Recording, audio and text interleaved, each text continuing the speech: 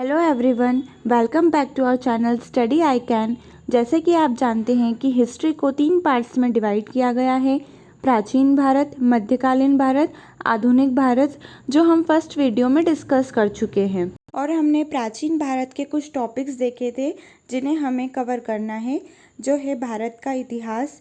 Second topic है प्रागैतिहासिक काल, थर्ड टॉपिक है सिंधु सभ्यता, फोर्थ टॉपिक है वैदिक सभ्यता, जिसमें से हमने भारत का इतिहास देख लिया था, प्रागैतिहासिक काल फर्स्ट वीडियो में देख लिया था, सिंधु सभ्यता के 2 वीडियो डाले हुए हैं, पार्ट 1 पार्ट 2, और इसके एमसीक्यूज भी डाले हुए हैं।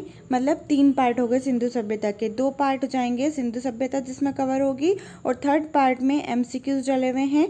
और आज का टॉपिक हमारा वैदिक सभ्यता रहेगा। फिर धीरे धीरे करके महाजनपद, धार्मिक आंदोलन, और ऐसे करके मौर्य का साम्राज्य, मौर्योत्तर काल, गुप्त साम्राज्य, गुप्तोत्तर काल, पूर्व मध्य काल, ये इतने टॉपिक हम कवर करेंगे। चैनल पे प्लेलिस्ट डली हुई है जिसमें आप देख सकते हैं हिस्ट्री की क्लासेस, सारे वीडियोस वहाँ पे डले हुए हैं, जिसमें हमने भारत का इतिहास और प्रागैतिहासिक काल दोनों को एक ही वीडियो में कवर करा है। सिंधु सभ्यता के 3 पार्ट्स डले हुए हैं।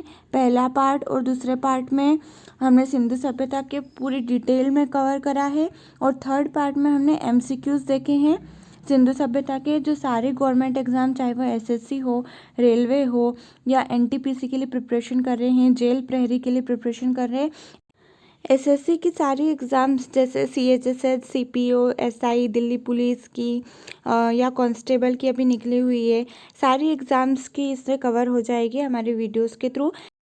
प्लेलिस्ट में नया टॉपिक जुड़ने वाला है वैदिक सभ्यता, जिसको हम 3 पार्ट्स में कवर करेंगे। पहला पार्ट होगा जिसमें हम पूर्व वैदिक काल के बारे में डिस्कस करेंगे, सेकेंड पार्ट में उत्तर वैदिक काल के बारे में डिस्कस करेंगे, और थर्ड पार्ट में एमसीक्यूज रहेंगे इसके, जो एग्जाम्स में पूछे गए हैं और बन सकते हैं। तो चलिए स्टार्ट करते हैं हमारा फोर्थ टॉपिक, जिसको हम 3 पार्ट्स में देखेंगे, पार्ट 1, पार्ट 2 और थर्ड में एमसीक्यू। तो हमारे फोर्थ टॉपिक वैदिक सभ्यता का काल कब से कब तक था, 1500 बीसी से लेके 600 बीसी, और इसको 2 पार्ट्स में डिवाइड किया है, जो हम आगे देखेंगे वीडियो में। देखिए, वैदिक सभ्यता में जो वर्ड है वैदिक, वो किससे बना हुआ है, वेद से बना है। और वेद का मीनिंग क्या होता है, मतलब क्या होता है, ज्ञान होता है। और वेदों के निर्माता कौन थे, आर्य थे। और आर्य का मतलब क्या होता है, श्रेष्ठ होता है। लेकिन श्रेष्ठ किस आधार पे, जाति के आधार पे नहीं, भाषा के आधार पे जो ऊंचा हो उन्हें क्या कहते हैं, आर्य कहते हैं। आर्यों का आगमन हुआ था 1500 बीसी से, मतलब ये लोग विदेशी थे, हमारे इंडिया के नहीं थे। देखिए, जब तक सिंधु सभ्यता की खोज नहीं हुई थी तब तक हम ये मानते थे कि वैदिक सभ्यता सबसे पुरानी है। लेकिन खुदाई के बाद में ये मालूम पड़ा कि वैदिक सभ्यता से भी पुरानी सिंधु सभ्यता है। और वैदिक सभ्यता कैसी है, ग्रामीण है। और सिंधु सभ्यता में हमने देखा था कि सिंधु सभ्यता कैसी सभ्यता है, शहरी या नगरीय सभ्यता है, और वैदिक सभ्यता ग्रामीण है। इसके अकॉर्डिंग क्या हुआ कि हमने देखा कि पहले कौन सी सभ्यता आई थी, सिंधु सभ्यता, और दूसरी कौन सी सभ्यता थी, वैदिक सभ्यता। सबसे प्राचीन कौन सी है, सिंधु, और सेकंड नंबर पे है वैदिक सभ्यता। तो सिंधु सभ्यता कैसी थी, नगरीय या शहरी थी, और वैदिक सभ्यता कैसी है, ग्रामीण सभ्यता है। तो कहीं ना कहीं हमें उल्टा क्रम देखने को मिला कि पहले नगरीय आई, उसके बाद ग्रामीण आई। फिर हम देखेंगे वैदिक काल का विभाजन। वैदिक काल को 2 पार्ट्स में डिवाइड किया गया है, एक है ऋग्वैदिक काल, एक है उत्तर वैदिक काल। ऋग्वैदिक काल को ही हम पूर्व वैदिक काल भी बोलते हैं, जिसका समय था 1500 से लेके 1000 बीसी तक का, और उत्तर वैदिक काल का समय था 1000 बीसी से लेके 600 बीसी तक का। मतलब क्या हो गया, ओवरऑल 1500 से लेके 600 तक का समय रहा। अब हम देखेंगे कि आर्य कहाँ से आए थे। 1500 बीसी में आर्य आए थे, मतलब आर्य विदेशी थे। अब अलग अलग जो इतिहासकार थे उन्होंने अपने अलग अलग पॉइंट्स रखे थे कि आर्य कहाँ से आए थे। अब यहाँ से क्वेश्चन बनना स्टार्ट हो जाते हैं, तो आप ये चारों को ध्यान में रखेंगे कि मैक्स मूलर, उन्होंने क्या कहा था कि आर्य कहाँ से आए हैं, मध्य एशिया से आए हैं। बाल गंगाधर तिलक ने कहा था आर्कटिक से आए हैं, यानी उत्तरी ध्रुव, ये हमारे अर्थ है तो इसका जो उत्तरी पार्ट है वहाँ से आए हैं। दयानंद सरस्वती ने कहा था कि चाइना में तिब्बत में से आए हैं। और डॉक्टर संपूर्णानंद ने कहा था कि ये यूरेशिया से आए हैं। यूरेशिया मतलब यूरोप और एशिया, तो यूरोप और एशिया के बीच से आर्य आए हैं। तो इसमें सबसे ज़्यादा किसको माना जाता है, हम हाईलाइट कर लेते हैं, मध्य एशिया को माना जाता है। इसकी कुछ विशेषताएं देख लेते हैं, जैसे कि ये ग्रामीण सभ्यता थी, आप जानते ही हैं। इनका मुख्य कार्य क्या था, कृषि एवं पशुपालन था। ये कृषि करते थे और पशुओं को पालते थे। ये सभ्यता पितृसत्तात्मक थी। पहले वाली सभ्यता जो सिंधु सभ्यता थी वो मातृसत्तात्मक थी। इनकी भाषा क्या थी, संस्कृत थी। संस्कृत भाषा का ये यूज़ करते थे। इस सभ्यता की जानकारी हमें दो स्रोतों से मिलती है, एक है साहित्यिक स्रोत और एक है पुरातात्विक स्रोत। और साहित्यिक स्रोत में हम 4 वेदों के बारे में देखेंगे। पुरातात्विक स्रोत में हम देखेंगे कि 2 टाइप के मृदभांड मिले हैं, एक है ओसीएम या गौरिक मृदभांड और दूसरा है चित्रित धूसर मृदभांड। दूसरी चीज़ ये है कि बोगाज गोई का अभिलेख मिला है, जिसमें 4 देवता के बारे में उल्लेख किया है। एक है इंद्र, दूसरा है वरुण, तीसरा है नासत्य और 4th है मित्र। ये बोगाज कोई के अभिलेख को आप अच्छे से देख लेंगे कि कौन कौन से देवताओं का वर्णन किया है इसमें, इंद्र, वरुण, नासत्य, मित्र का। आपको एग्जाम में क्वेश्चन आ सकता है कि 3 देवताओं के नाम दे दें इसमें से और एक अलग देवता का नाम दे दें, जैसे विष्णु जी का नाम दे दिया इसमें, तो आप पूछ लेंगे कि इनमें से कौन से देवता का उल्लेख बोगाज कोई में नहीं किया है। तो आप 3 पॉइंट्स को अच्छे से ध्यान में रख लेंगे। पुरातात्विक स्रोत में एक है बोगाज कोई का अभिलेख, दूसरा है ओसीएम गौरिक मिट्टी के बर्तन, तीसरा है चित्रित धूसर मिट्टी के बर्तन। मृदभांड यानी क्या होता है, मिट्टी के बर्तन होते हैं। तो ये 3 पॉइंट्स को आप अच्छे से ध्यान रखेंगे। अब बात करते हैं हम साहित्यिक स्रोत की। साहित्यिक स्रोतों में आ जाएंगे 4 वेद। 4 वेद कौन कौन से हैं, हमारा ऋग्वेद, सामवेद, यजुर्वेद और अथर्ववेद। ये चारों वेदों के बारे में डिटेल में हम देखेंगे और इनमें से क्वेश्चन बनते हैं। ये चारों वेदों को आप इसी क्रम में याद रखिएगा, ऋग्वेद, सामवेद, यजुर्वेद, अथर्ववेद। इससे एक पॉइंट क्लियर हो गया है कि सबसे पुराना वेद कौन सा था, ऋग्वेद था, और सबसे नया वाला कौन सा था, अथर्ववेद था। ये पॉइंट यहीं पे क्लियर हो गया है। इसी क्रम में आपको ध्यान में रखना है। एक चार्ट रहेगा, उस चार्ट को आपको अच्छे से याद करना है, जिसमें वेद, उनके उपनिषद, आरण्यक, इन सब के बारे में लिखा हुआ है और वहाँ से भी एग्जाम में क्वेश्चन आता है। तो बात करते हैं पहले नंबर के वेद ऋग्वेद के बारे में। तो हमारा सबसे प्राचीन वेद कौन सा है, ऋग्वेद है। इसके संकलनकर्ता कौन है, कृष्ण द्वैपायन और वेदव्यास। ये आप ध्यान में रखेंगे। इसमें कितने मंडल होते हैं, 10 मंडल होते हैं। मंडल का मतलब क्या होता है, अध्याय यानी चैप्टर। और 1028 सूक्त होते हैं। सूक्त का मतलब क्या होता है, मंत्र होता है। 10462 ऋचाएँ होती है। अब ये ऋचा क्या होती है, जो पद्य रहते हैं हमारे वेदों को 2 वे में लिखा जाता था, एक गद्य और एक पद्य। तो पद्य में रचा हुआ वेद मंत्र क्या होता है, ऋचा कहलाती है। पद्य में रचा हुआ वेद मंत्र ऋचा कहलाता है। ठीक है, तो टोटल 10462 ऋचाएँ थी। इस वेद की ऋचाओं को पढ़ने वाले ऋषि को क्या कहते हैं, होत्र कहते हैं। नेक्स्ट पॉइंट ध्यान में रखेंगे कि अधन्य शब्द का अर्थ किससे है, गाय से है। अब ऋग्वेद के मंडलों के बारे में देख लेते हैं। ऋग्वेद के कितने मंडल है, 1 2 3 4 5 6 7 8 9 और 10, जिसमें से 1st और 10th वाले सबसे न्यू है। इनको सबसे आखिरी में जोड़ा गया है। और सबसे पहले किसे लिखा गया था, 2 से लेके 7 तक के मंडल को सबसे पहले लिखा गया है। तो हम क्या बोलेंगे, सबसे प्राचीन मंडल कौन कौन से हैं, 2 से लेके 7 तक के हैं। और न्यू में कौन कौन से आ जाएंगे, 1st और 10th आ जाएंगे, जिसमें 10वां वाला सबसे ज़्यादा न्यू है। तो हम देख लेते हैं कि 2 से 7 तक के जो लिखे गए थे सबसे पहले लिखे गए थे। 10वां वाला सबसे न्यू है, जो सबसे बाद में जोड़ा गया था। तीसरे मंडल में गायत्री मंत्र की रचना की गई है, जो सावित्री को समर्पित है। और किसने करी थी रचना, विश्वामित्र ने करी थी। गायत्री मंत्र में सूर्य देव की स्तुति की गई है। ऋग्वेद में ही हमें ऋषभ देव का उल्लेख मिलता है। ऋग्वेद के बाद वैदिक साहित्य का सबसे बड़ा ग्रंथ कौन सा है?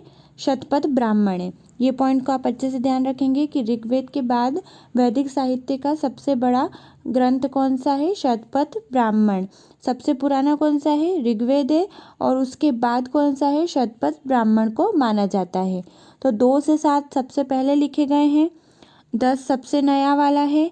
थर्ड मंडल में विश्वामित्र ने रचना करी थी गायत्री मंत्र की, जो सावित्री को समर्पित है। ऋग्वेद में ऋषभ देव का उल्लेख किया है, और ऋग्वेद के बाद वैदिक साहित्य का सबसे बड़ा ग्रंथ कौन सा है? शतपथ ब्राह्मण है। अब एक एक करके 10 मंडलों के बारे में देख लेते हैं। तो सबसे पुराना कौन सा था? 2 से 7 तक का।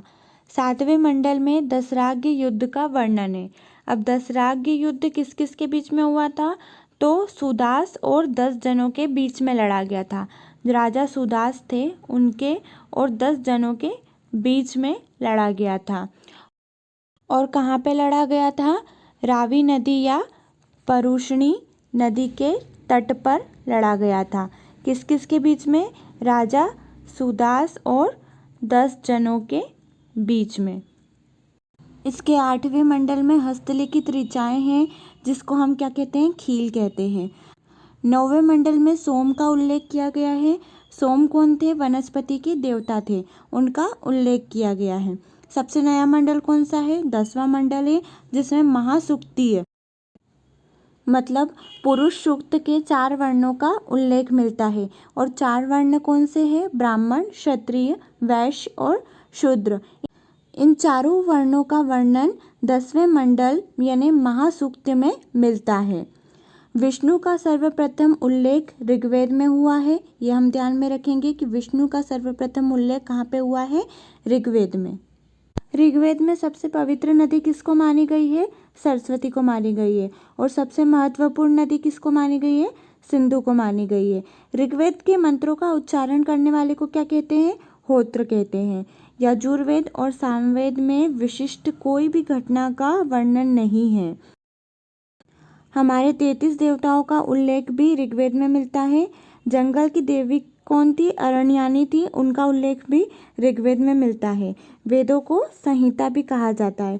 तो इम्पॉर्टेंट चीज़ ये ध्यान रखेंगे कि सरस्वती नदी सबसे पवित्र थी। इम्पॉर्टेंट यानी महत्वपूर्ण नदी कौन सी थी? सिंधु थी। इसको पढ़ने वाले को होत्र बोलते हैं ऋग्वेद को। और यजुर्वेद और सामवेद में कोई भी विशिष्ट घटना नहीं मिलती है। 33 देवताओं का उल्लेख मिलता है, और जंगल की देवी अरण्यानी का उल्लेख भी इसमें है। बस इतनी चीज़ें आपको ध्यान में रखनी है ऋग्वेद में। अब ये देख लेते हैं कि कुछ वर्ड्स हैं जो बार बार रिपीट हुए हैं ऋग्वेद में। तो कितनी बार कौन से वर्ड इम्पॉर्टेंट रिपीट हुए हैं? गंगा यानी गौरा एक ही बार लिया गया है ऋग्वेद में। यमुना यानी कालिंदी 3 बार वर्णन है इसका। रुद्र का भी 3 बार वर्णन है, जिसका अर्थ होता है शिव का अवतार। सबसे ज़्यादा बार आपको ये ध्यान में रखना है कि सबसे ज़्यादा बार पिता वर्ड का यूज़ किया गया है, 335 बार किया गया है। फिर जन 275 बार, इंद्र 250 बार और माता 234 बार। मतलब पिता को आपको ध्यान में रखना है कि 335 बार ये वर्ड यूज़ किया गया है, सबसे ज़्यादा बार ऋग्वेद में। इसी के साथ हमारा ऋग्वेद यहाँ पे फिनिश होता है। अब हम बात करते हैं सामवेद के बारे में। उसके पहले हम एक बार क्विक रिवीजन कर लेते हैं कि ऋग्वेद में हमने क्या देखा था। ये सबसे प्राचीन वेद है। इसके संकलनकर्ता कृष्ण द्वैपायन है और वेदव्यास है। इसमें 10 चैप्टर है, 1028 सूक्त है, 10462 ऋचाएँ हैं। इसको पढ़ने वाले को होत्र कहते हैं। इसके बाद मंडलों को देख लेते हैं। 2 से 7 पहले लिखे गए थे। सबसे पुराने वाले मंडल कौन से हैं? 2 से 7। 10वां सबसे नया मंडल है। तीसरे मंडल में विश्वामित्र ने गायत्री मंत्र की रचना की थी, जो सावित्री को समर्पित है। ऋषभ देव का उल्लेख भी ऋग्वेद में मिलता है। और ऋग्वेद के बाद वैदिक साहित्य का सबसे बड़ा ग्रंथ कौन सा है? शतपथ ब्राह्मण है। इसके बाद देखा था कि ऋग्वेद के बाद वैदिक साहित्य का सबसे बड़ा ग्रंथ कौन सा है? शतपथ ब्राह्मण है। सबसे पुराना मंडल 2 से 7 है। 7 में दशराग्य युद्ध के बारे में उल्लेख है। 8वें में हस्तलिखित ऋचाएँ, 9वें में सोम यानी वनस्पति की देवता का उल्लेख है। सबसे नया वाला 10वां मंडल है। 10th मंडल मतलब जो नया वाला है उसमें वर्ण व्यवस्था के बारे में लिखा है, ब्राह्मण, क्षत्रिय, वैश्य, शूद्र। विष्णु का सर्वप्रथम उल्लेख कहाँ पे किया गया है? ऋग्वेद में हुआ है। सबसे पवित्र नदी सरस्वती, महत्वपूर्ण नदी सिंधु। ऋग्वेद में मंत्रों के उच्चारण करने वाले को होत्र कहते हैं, जो हमने पहले भी देखा था। फिर 33 देवताओं का उल्लेख है, जंगल की देवी अरण्यानी का उल्लेख है। और देखेंगे कि सबसे ज़्यादा बार पिता वर्ड का यूज़ किया गया है, 335 बार। अब हम बात करते हैं हमारे दूसरे नंबर के वेद यानी सामवेद के बारे में। साम का मतलब होता है गान यानी संगीत से रिलेटेड है, तो भारतीय संगीत का जनक माना जाता है सामवेद को। 7 सुरों का उल्लेख सामवेद से मिलता है। जो इसको पढ़ता है सामवेद को, उसको हम बोलते हैं उद्रात्र। सूर्य देव की स्तुति से संबंधित मंत्रों का संकलन मिलता है हमें सामवेद में। सामवेद के मंत्रों को गाने वाले व्यक्ति को क्या बोलते हैं? उद्गाता। इसको पढ़ने वाले को बोलते हैं उद्रात्र और इसके गाने वाले को बोलते हैं उद्गाता। सामवेद में 1549 मतलब 1549 श्लोक है इसमें, और इसमें से 1549 में से 75 को 75 को छोड़ के सारे ऋग्वेद से लिए गए हैं। मतलब सामवेद में कोई भी नई चीज़ नहीं है, कोई भी नई विचारधारा नहीं है। जितने भी मंत्र ऋग्वेद के गाए जा सकते हैं उन्हें ऋग्वेद से उठा के इन्होंने कहाँ पे स्थापित कर दिया? सामवेद में कर दिया। तीसरा वेद हमारा है यजुर्वेद, जिसमें 40 मंडल है, 2000 ऋचाएँ हैं और सारे मंत्र यज्ञ के नियमों से संबंधित है। मतलब यज्ञों के अनुष्ठान के लिए जो भी मंत्र लगते हैं उन सब के बारे में डिटेल इसके अंदर है यजुर्वेद के अंदर। जो भी इस यजुर्वेद को पढ़ता है उसको क्या बोलते हैं? अथर्वयु बोलते हैं। धार्मिक क्रियाकलापों से संबंधित मंत्रों का संकलन यजुर्वेद में है। बलिदान विधि का वर्णन है इसमें, और एकमात्र ऐसा वेद है ये जो गद्य और पद्य दोनों में है। तो आपको इम्पोर्टेंट पॉइंट्स क्या ध्यान में रखना है कि इसमें 40 मंडल है, 2000 ऋचाएँ हैं, इसके पाठकर्ता को अथर्वयु कहते हैं, बलिदान विधि का वर्णन है, और एकमात्र ऐसा वेद है ये जो गद्य और पद्य दोनों में है। यजुर्वेद में कन्याओं के जन्म की निंदा की गई है। इसके 2 पाठांतर है, एक कृष्ण यजुर्वेद और एक शुक्ल यजुर्वेद। कृष्ण यजुर्वेद में गद्य में रचना है और शुक्ल यजुर्वेद में पद्य में रचना है। अब बात करते हैं हम हमारे चौथे वेद अथर्ववेद के बारे में। तो अथर्ववेद को ब्रह्मवेद या श्रेष्ठ वेद भी बोला जाता है।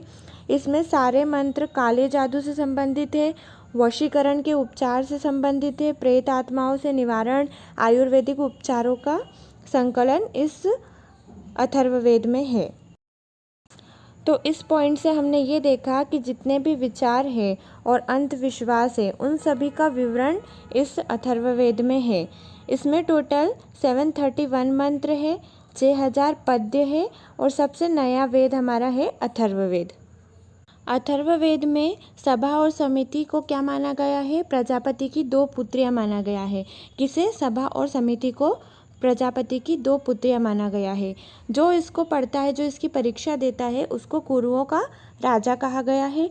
इसके रचयिता का नाम क्या था? अथर्वाझषि, और इन्हीं के कारण इनके नाम के कारण इन्होंने इसका नाम अथर्ववेद दिया।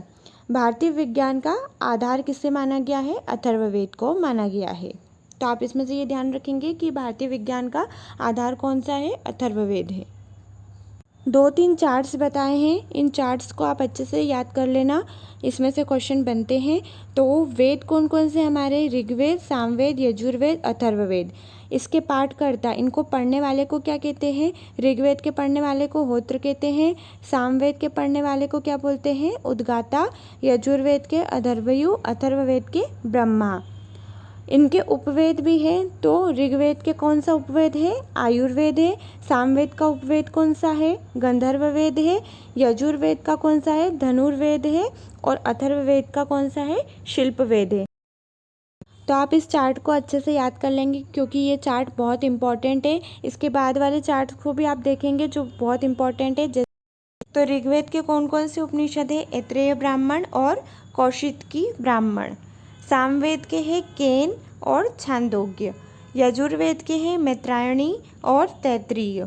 अथर्ववेद के हैं मांडुक्य उपनिषद, प्रश्नोपनिषद और मुंडक। बात करते हैं हमारे थर्ड चार्ट पे, जिसमें हम देखेंगे कि चारों वेदों के आरण्यक कौन है। तो चारों वेदों में से ऋग्वेद के आरण्यक कौन है? ऐत्रेय और कौशिकी ब्राह्मण। जो उपनिषद थे ऋग्वेद के, वही इसके आरण्यक है, ऐत्रेय और कौशिकी। सामवेद के हैं जैमिनी और छांदोग्य। यजुर्वेद के हैं तैत्तिरीय और शतपथ। और फोर्थ और लास्ट है हमारा अथर्ववेद, जिसका कोई भी आरण्यक नहीं है। अब देखेंगे हम कि उपनिषद कितने हैं, महापुराण कितने हैं और वेदांग कितने हैं। तो टोटल उपनिषद 108 है, महापुराण 18 है और वेदांग कितने हैं? 6 हैं। वेदांग हमने देख ही लिए थे कि टोटल कितने वेदांग थे? 6 वेदांग थे, जो है शिक्षा, ज्योतिष, कल्प, व्याकरण, निरुक्त और छंद। ये टोटल 6 वेदांग है, आपको उसको ध्यान में रखना है। उसके बाद हम देखते हैं पुराण के बारे में। तो टोटल पुराण कितने हैं? 18 है।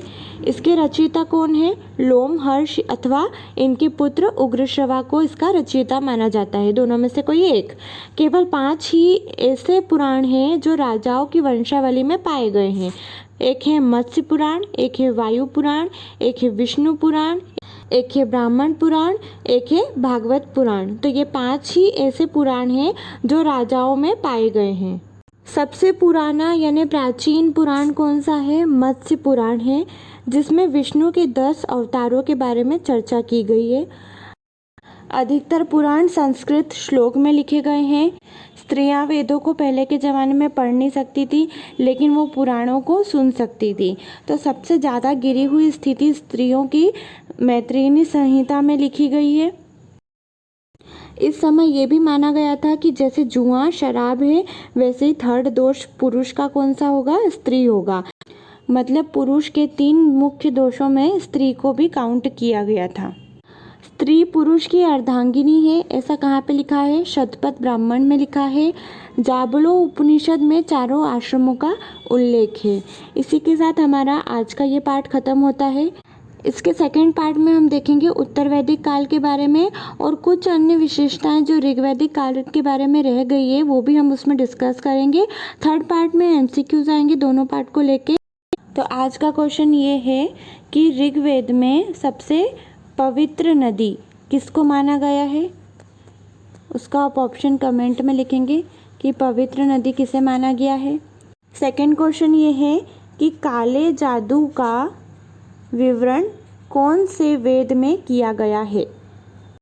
अगर आप चैनल पे न्यू हैं तो लाइक, शेयर एंड सब्सक्राइब ज़रूर करिए और बेल आइकन को दबाइए ताकि हमारे लेटेस्ट वीडियो की नोटिफिकेशन आपको मिल जाए। वैदिक सभ्यता का पहला पार्ट आज फिनिश होता है। सेकंड पार्ट में उत्तर वैदिक काल के बारे में डिस्कस किया जाएगा।